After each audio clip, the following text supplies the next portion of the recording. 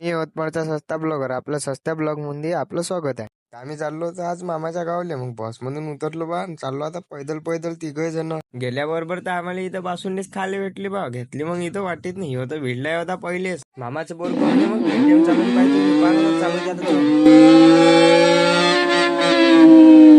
स्वयंपाक तर होणच होता. मामी म्हणे जेवण करून घ्या म्हणे. तुम्हाला तर माहिती आपण फुकटचं कुठचं सोडणार. मग जेवलो बा रपकन. मामीनं गिफ्ट आणलं होतं आपल्यासाठी, तर ते अनबॉक्सिंग चालू होती. तर ह्यो आपला पहा ना मामी भाऊ, त्याला तर गिफ्टही खोलता येत नाही. व्हिडिओ एडिटिंग चालू होता तर तिथेही मनात करे, पण जाऊ दे आता, आहे तर आता काय करणार आहे. शेवटी मग काढला बा त्यानं मग वॉच इथून. मी म्हणलं जमलं रे बा म्हणलं, तर धुईच्या मामी डोकसं खाजवायला लागला.